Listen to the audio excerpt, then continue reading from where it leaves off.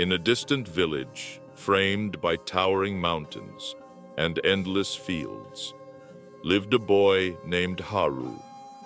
From a young age, Haru dreamed of becoming a great craftsman, one who would build structures that touched the sky.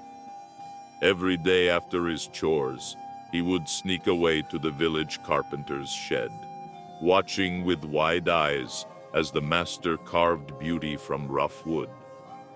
Inspired, Haru began to practice, whittling small sticks into shapes and trying to teach his hands the patience his heart so eagerly promised.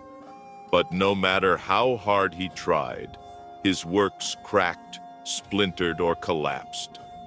The villagers whispered behind his back, and the boys his age laughed openly. "You are no craftsman," they teased, mocking his crooked models. Each failure made Haru's chest ache with shame. One evening, sitting alone beneath a fading sunset, Haru wondered if maybe they were right. Maybe dreams were only for the lucky or the gifted. Maybe failure meant he was never meant to succeed at all. As Haru sat lost in doubt, an old man approached, leaning on a worn walking stick. His name was Master Kenji, once known across the land for his craftsmanship.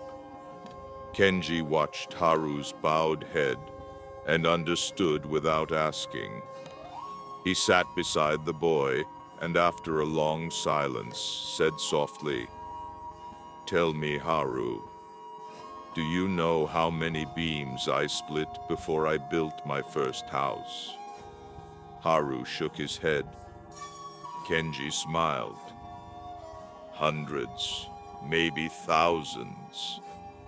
Each crack, each break was a teacher whispering what my hands had not yet learned." Haru frowned, still burdened. "But Master," he said, voice trembling, "everyone sees me fail. They laugh. I feel small." Kenji nodded, his gaze steady. "Let them laugh. Let them mock. They are not the ones climbing your mountain. Each fall you endure carves strength into your spirit. Each mistake sharpens your wisdom." The wind stirred around them, carrying away Haru's self-pity like dry leaves, leaving space for something new to root itself deep within. In the days that followed, Haru carried Master Kenji's words with him like a hidden ember, small but glowing. He returned to his workshop with a new spirit, not expecting perfection, but welcoming each failure as a lesson. His hands grew steadier, his eyes sharper. The laughter of the villagers no longer pierced him the way it once did. He was too busy learning, too busy growing. One afternoon, while attempting to craft a simple bench, the wood split unevenly beneath his hands. For a moment, old frustration flared, but then he smiled, remembering Kenji's quiet wisdom.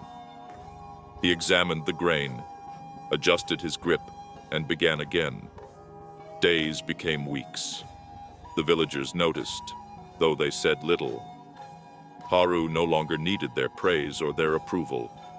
His journey was no longer measured by their opinions.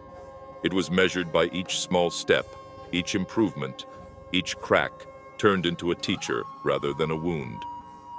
Slowly, without realizing, Haru began to change. Axe to your heart. Remember to subscribe and turn on the bell so you never miss the lessons waiting for you.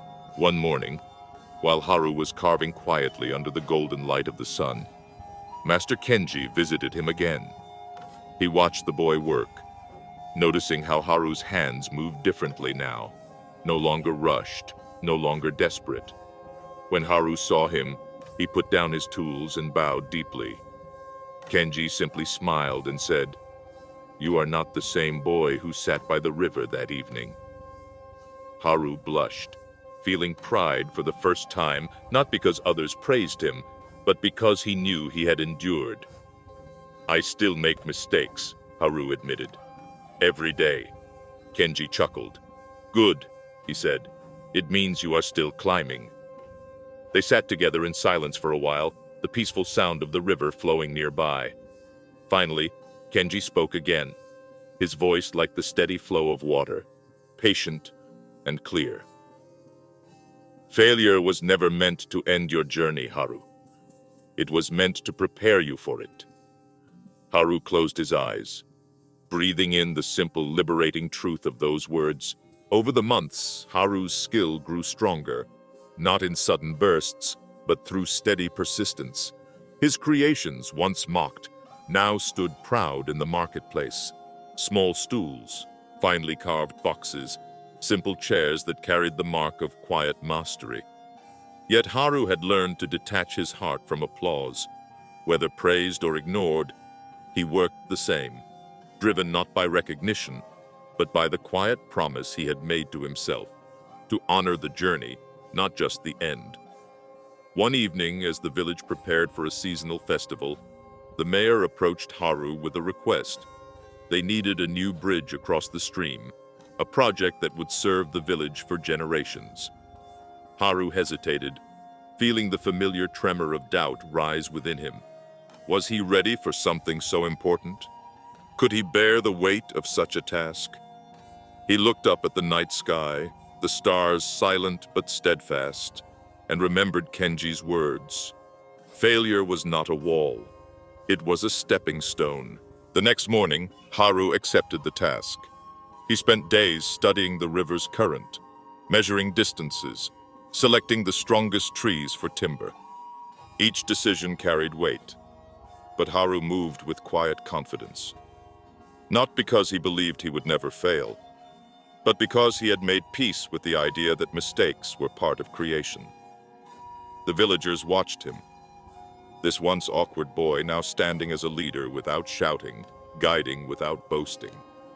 The work was slow. There were setbacks. Some beams cracked under pressure. Some measurements needed correction.